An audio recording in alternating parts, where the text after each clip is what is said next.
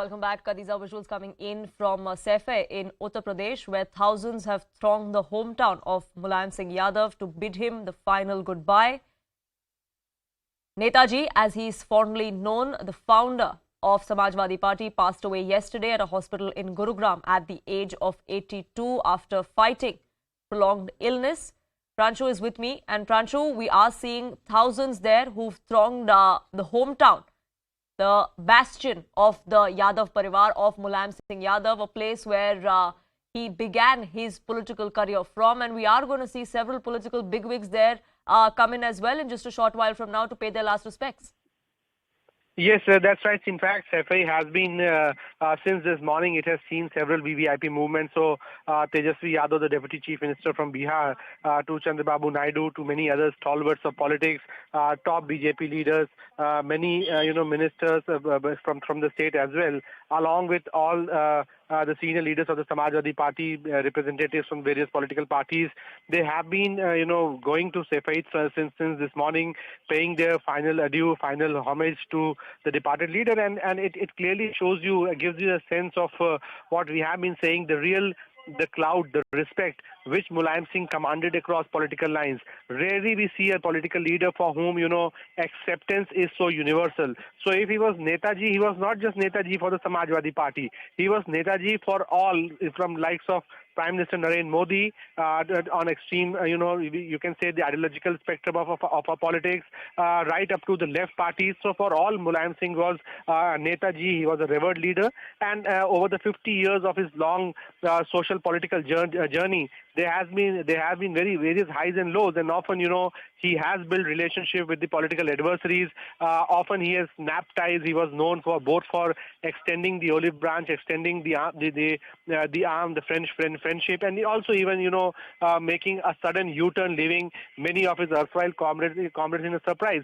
So Mulayam Singh comes in with his, whole set of unique style of politics which was very unique to Mulayam Singh. And as these visuals on the screen show, that Mulayam Singh's mortal remains are now moving in for the final journey, where the funeral pyre would be lit, and Mulayam Singh would be, the mortal remains would be, on the funeral pyre, and he would be the part of the very same soil of Saifai. So Mulayam Singh and Saifai had a very strong connection, and the fact that from Medanta his body was directly brought into Saifai, that shows that Karma Bhumi for Mulayam, Jan Bhumi for Mulayam, of course, was Saifai, but it was also his Karma Bhumi, because the very first election which he won, that was from Jaswant constituency in 1968, and Saifai, the people in his village, were also the voters for Mulayam Singh. And this is a place which, old timers do recall, that when Mulayam Singh was first contesting the elections, he was actually moving on the cycle, and then the local villagers realized that this is not the way to contest the elections.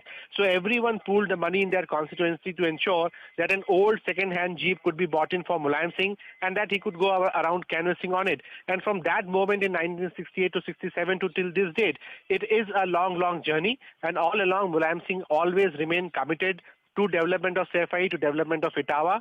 Often he stoked controversy by the sort of, the government money that was spent in Etawah. A lot of criticism was heaped upon him and his family, but he always remained undeterred by those criticism, and said that I need to do something for my Saifai in Etawah, and that's the reason why we see such an outpour of local population. So it's not just leaders who have come here. You see the crowd which has been consistent right since yesterday night when his mortal remains reached Saifai.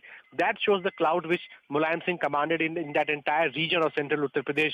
So clearly a befitting last journey for a leader of stature like Mulayam Singh, who was very fondly called as Dharti Putra and often Netaji by his supporters. Absolutely, and like you well put, it's not just the political acceptance that Netaji had. The sea of supporters that we see in Saifai goes on to show that he really was the embodiment of a grassroots leader, isn't it?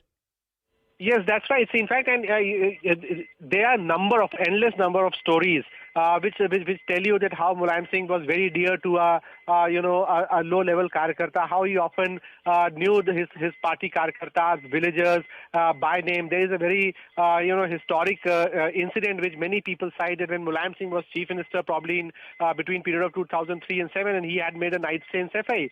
And next morning when his chopper took off from Sefai, he suddenly saw a tent in a nearby village, and he instructed his pilot to get down, saying that if a tent has been brought up in this village, it will either be could be because of two reasons. One, either there is some sort of sorrow in the particular family, or it is a moment of joy. So let me be the part of that occasion, and that is how Mulayam Singh forced his pilot to bring down the chopper, land in that village, and he finds out that a supporter of the Samajwadi Party has just lost his father a night before. So this was Netaji, for whom the local population, the local people, the connect was so immense, and therefore we see that all along his political journey, he emerged as Netaji, and it is a credit to a politician that he could actually build a party on his own and ensure that 30 years down the line, when he is no more, the party is still strong, and it is the only major opposition to the Bharatiya Janata Party in the state of Uttar Pradesh.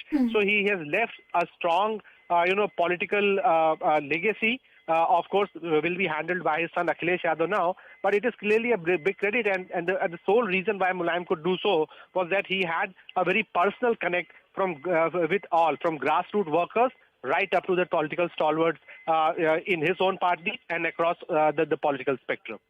Right, Pranshul. This is Akanksha, and you very rightly pointed out that Netaji, as he was fondly known, had that personal connect from the grassroots all the way up to the political stalwarts. Having said that, let's also talk about how he changed the political landscape in the state of Uttar Pradesh, because I remember in the year 1993, he very skillfully managed to prevent the BJP from coming to power with his alliance with the BSP. He actually managed that alliance very successfully with the BSP.